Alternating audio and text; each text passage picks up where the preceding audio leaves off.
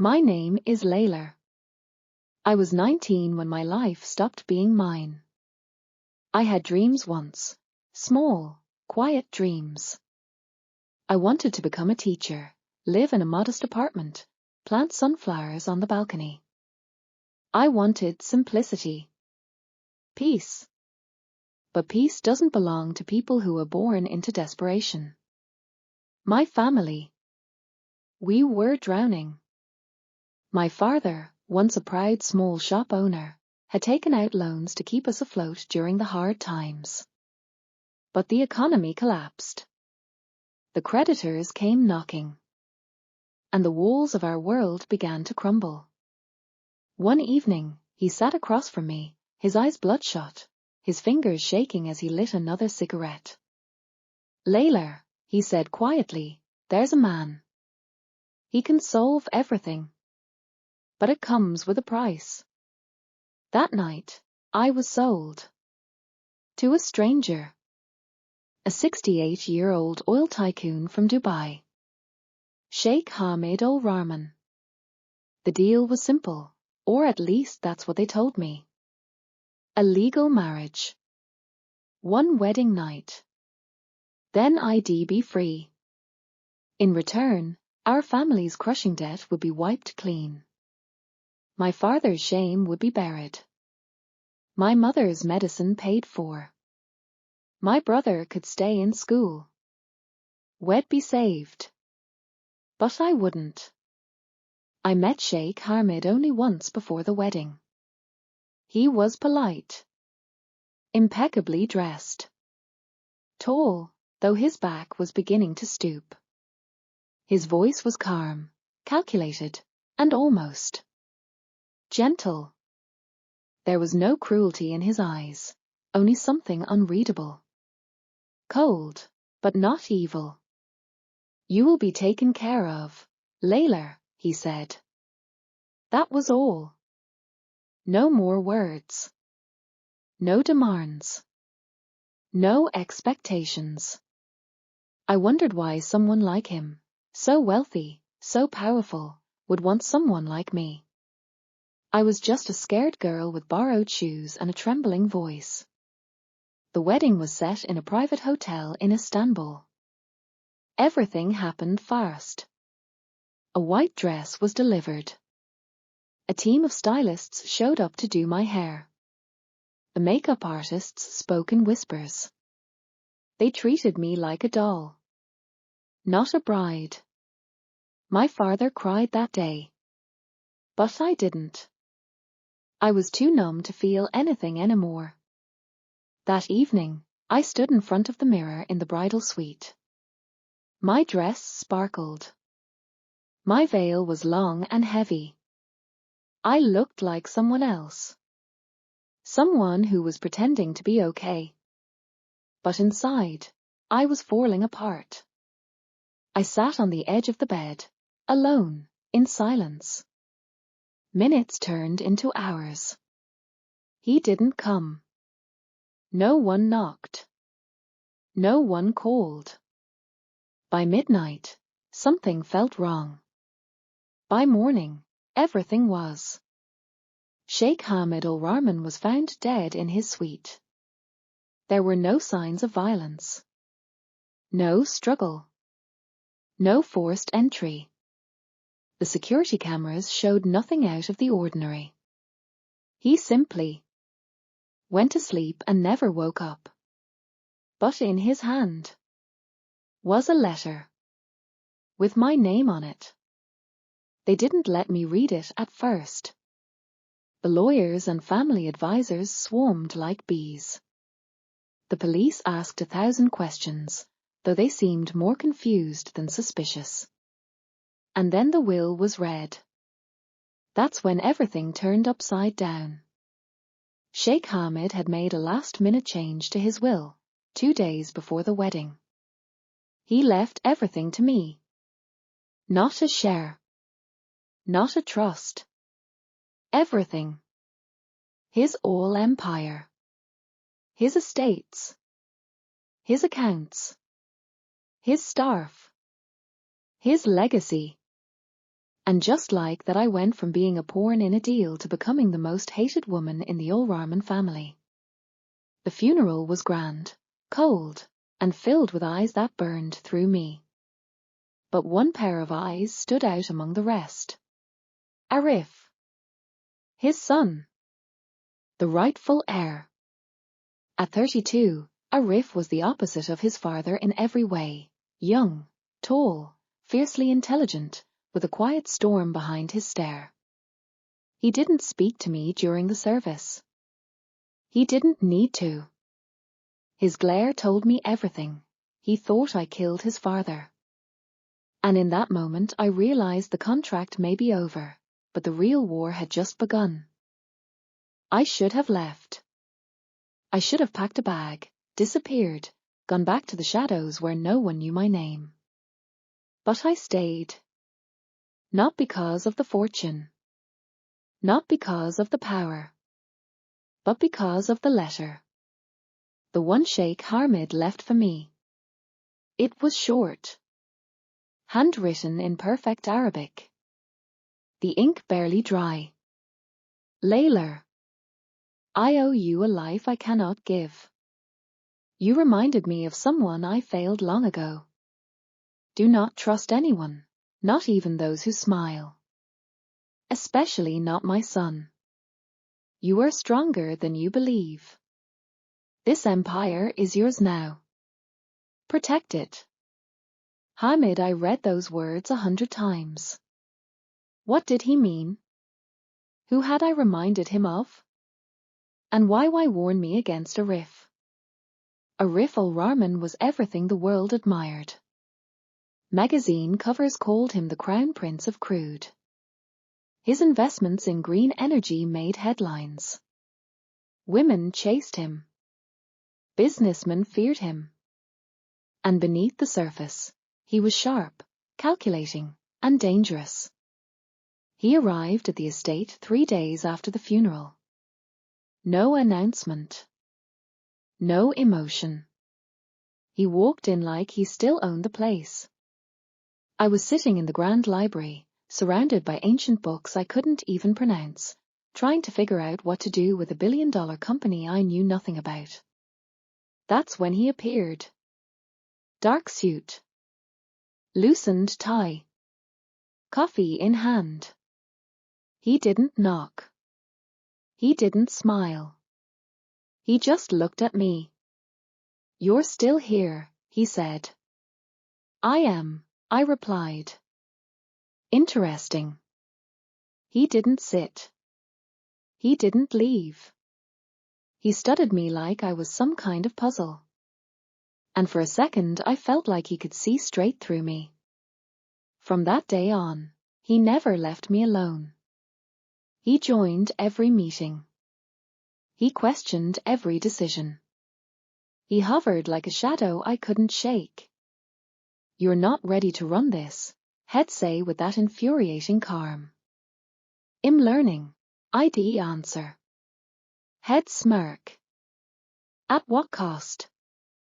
He challenged my authority without ever raising his voice. He undermined me in front of board members with questions he knew I couldn't answer. He laughed quietly when I stumbled through financial reports. But he never left. And I began to wonder why. If he hated me so much, why not walk away? Why stay and watch me struggle? One evening, after a particularly brutal meeting where the CFO openly mocked my decision about an oil contract, Arif followed me into the corridor. You should let this go, Layla, he said. And let you take over? I shot back. He raised a brow. I don't need to take it. It was mine already. I stopped walking. Turned to him. Then why didn't your father leave it to you? For the first time he had no answer. Just silence. And a look, one I hadn't seen before. Hurt. Confusion. Maybe even betrayal. Later that night, I found a photo in Sheikh Hamid's private study. A young woman. Long dark hair. Eyes just like mine. On the back of the frame, to my Layla. My first regret. That was the second time I felt the ground shift under my feet. Was there another Layla in his past? Someone I reminded him of? Was I really chosen randomly, or was I part of something bigger? The whispers began soon after. Servants whispering behind closed doors. Old employees leaving without warning. Memos disappearing from my desk. Calls dropped halfway through. Board members refusing to meet with me privately. And through it all, Arif remained by my side. Pretending to help. Pretending to guide. But I knew better. This wasn't protection. It was surveillance. He was looking for something. A crack in my story. A moment of weakness. A confession I'd never give. Because he believed I killed his father. But here's the truth no one wants to hear. I didn't. I didn't poison him. I didn't seduce him for power. I didn't even sleep with him. I was just the girl in the wrong place, at the wrong time, with the wrong last name.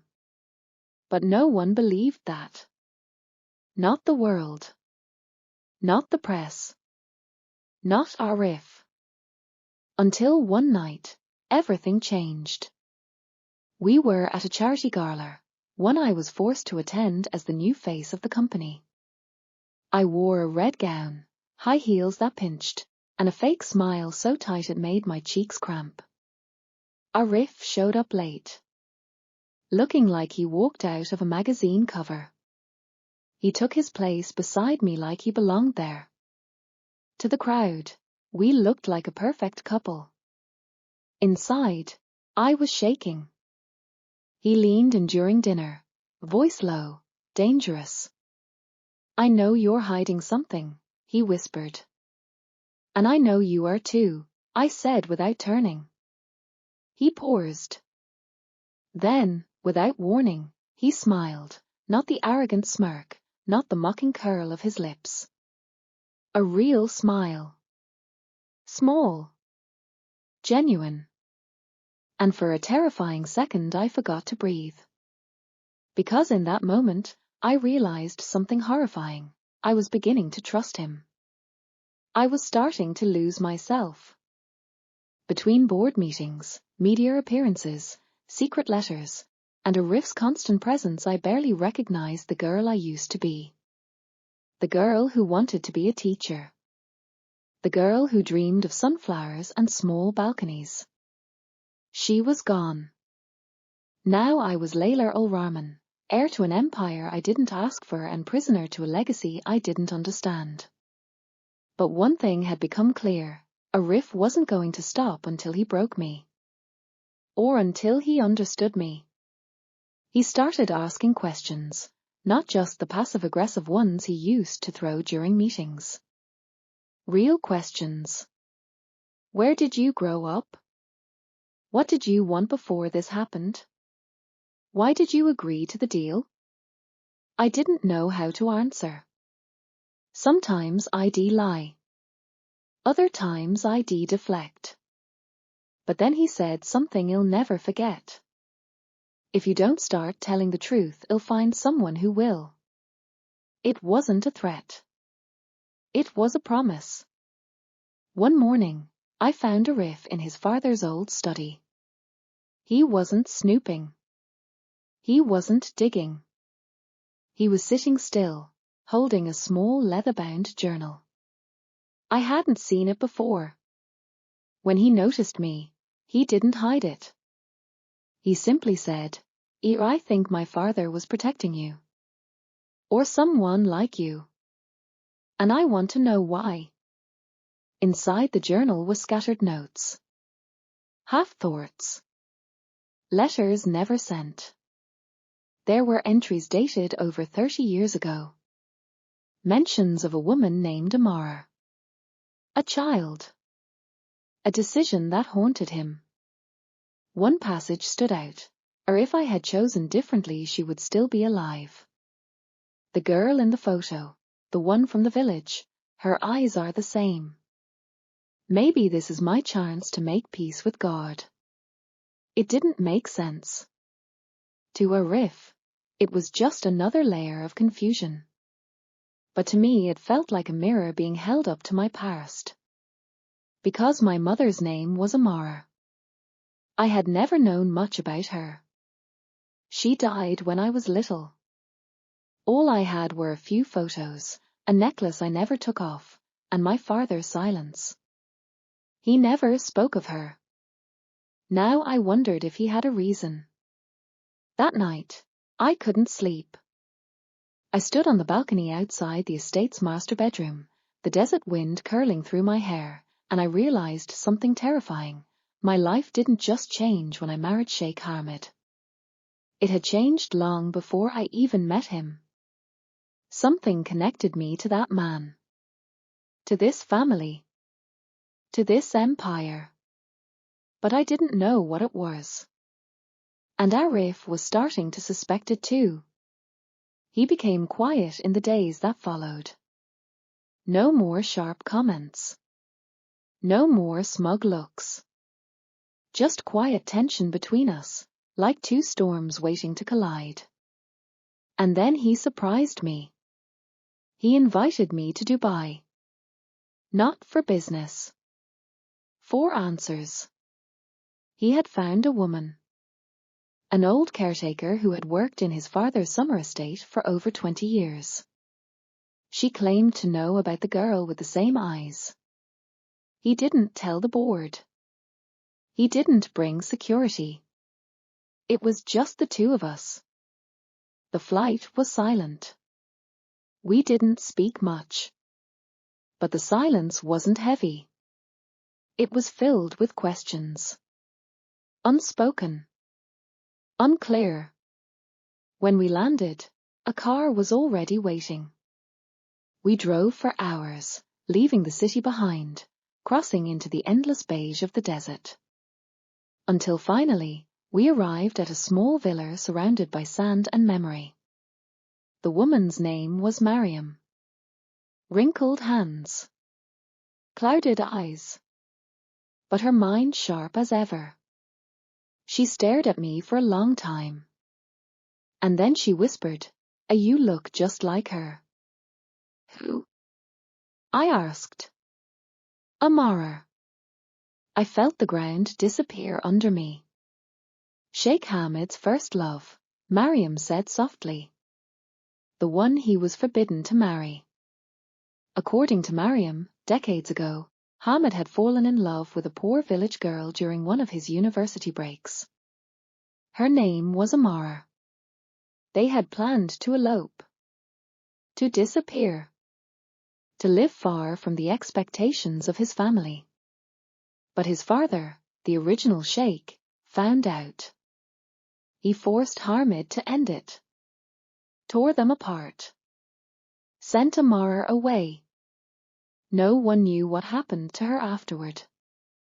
Until now. Arif sat frozen beside me. He was hearing all this for the first time, just like me. She was pregnant, Mariam added, her voice almost a whisper. She told me before she left. But she made me swear never to tell. My breath caught in my throat. Because that pregnancy, that child was me. I stood in silence, staring at the woman. Then at Arif. The man who had hated me. The man who thought I stole everything. Now looking at me like he was seeing something completely different. "You're my sister?" he asked, his voice barely a whisper. But Mariam shook her head. "No. Your father never married Amara. She was never accepted into the family. Legally Layla is nothing. But in blood?" Arif asked. "In blood," she said, "she is his firstborn." The desert was quiet that night. The stars above us blazed with cruel clarity. I wasn't just the girl sold for debt anymore. I was the daughter of the man everyone thought I trapped. And now Arif had to face a truth he wasn't ready for. He wasn't betrayed by a stranger. He was outplayed by fate. We didn't speak the entire drive back from the desert. The silence between Arif and me wasn't just silence anymore. It was something heavier. Like two worlds colliding, too slowly to crash, but too fast to stop. I watched the desert blare outside the car window, my mind spiraling. So I was his father's firstborn. The girl Sheikh Hamid once loved. The child no one knew existed. The reason he left everything to me. It all made sense now, and yet it changed everything. Because Arif and I weren't just enemies anymore. We were tangled in something much more dangerous. Back at the estate, I locked myself in my room. Not out of fear. Out of confusion. What was I supposed to do with the truth? Should I walk away? Should I stay and fight? Was this empire truly mine or just the result of a tragic, broken love story? Arif didn't knock that night. But the next morning, he was waiting in the dining hall. Coffee in hand. A folder beside him. His eyes, bloodshot, tired, but softer. I had your birth records checked, he said. No greeting. No preamble. I sat across from him, heart pounding. And?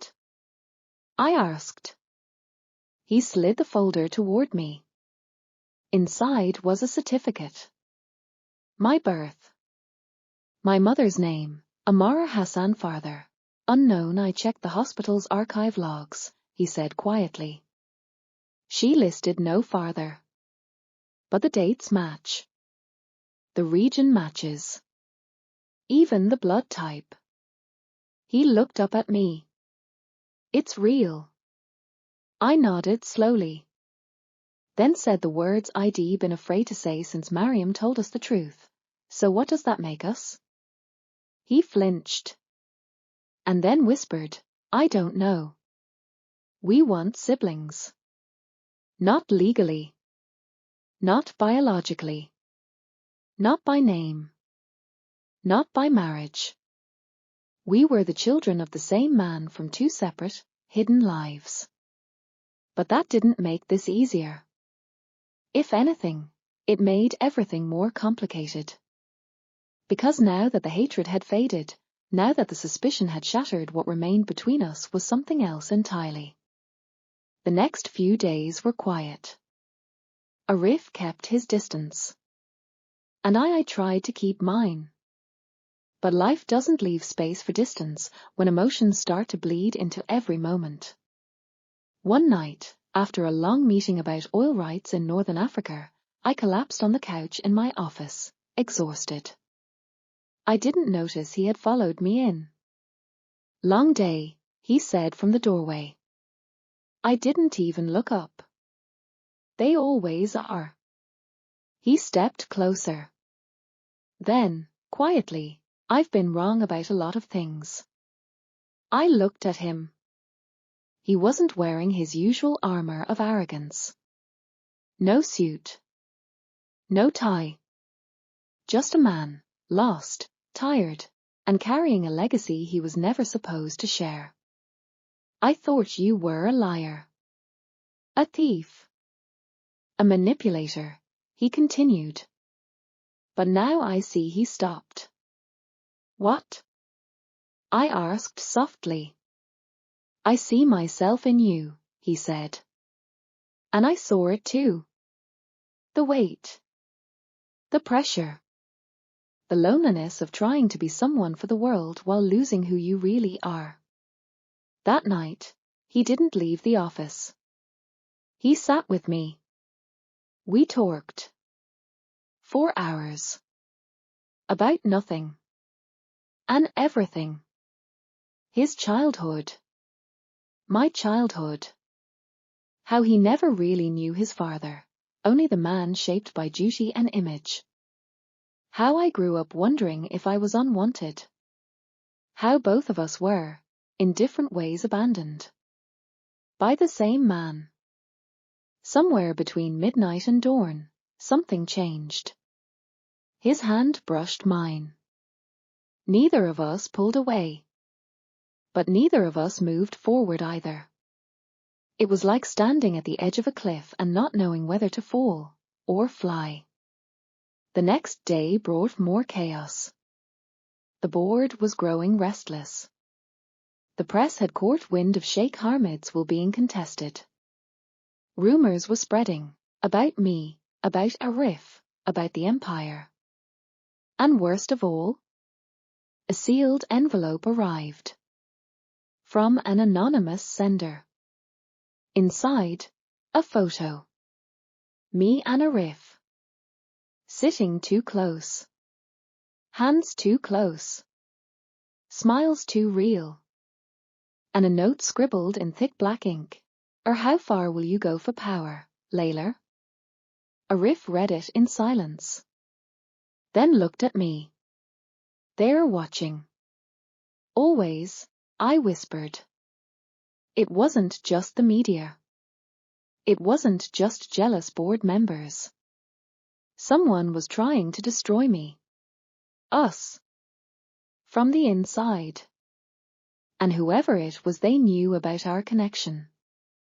Our blood. Our inheritance.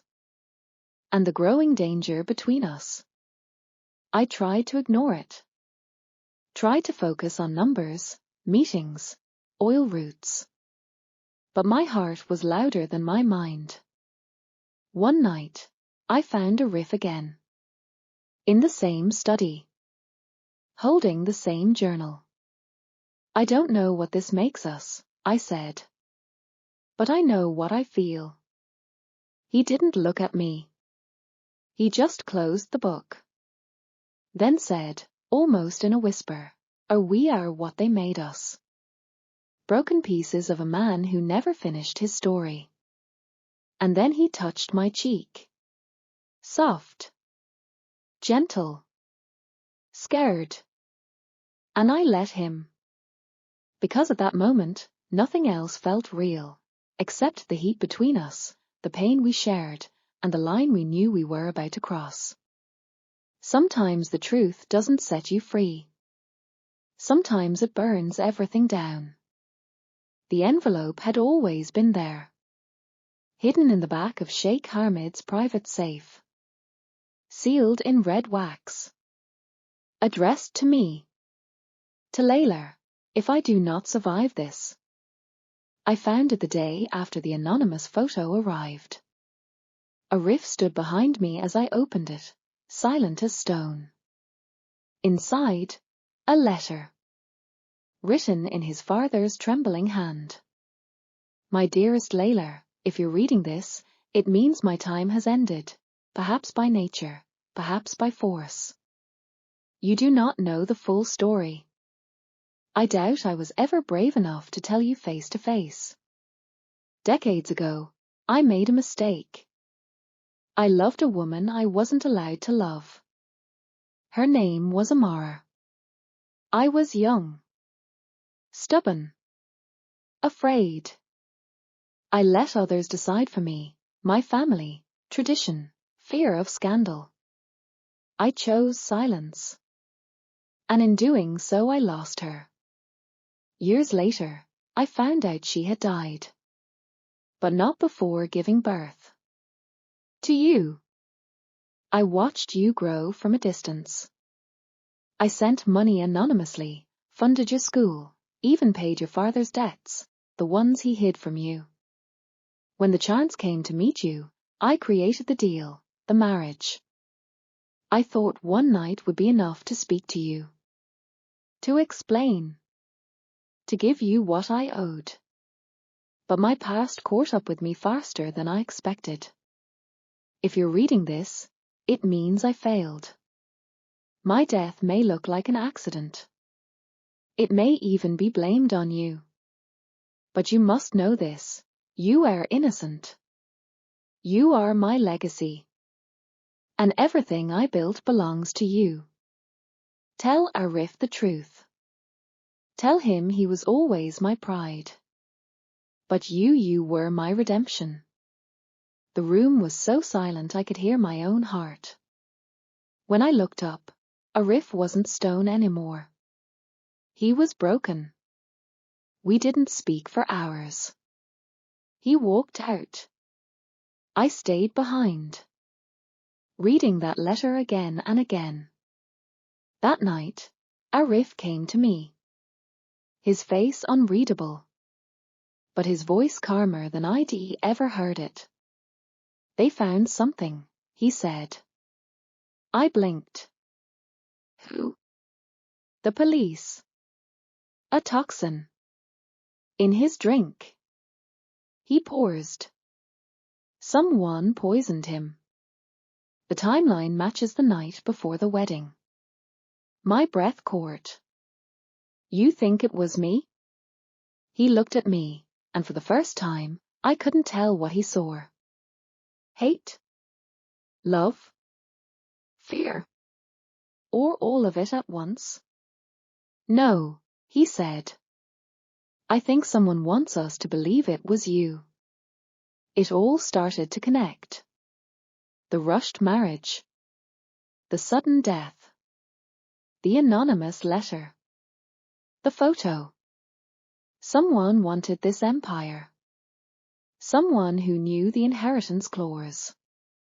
Someone who knew the letter existed.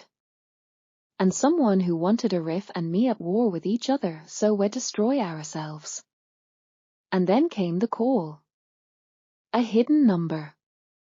A voice distorted by tech. Back off, Layla. Or you'll end up like your mother. Click. I stood frozen. I hadn't told anyone about Amara. Not publicly. Not even to the board.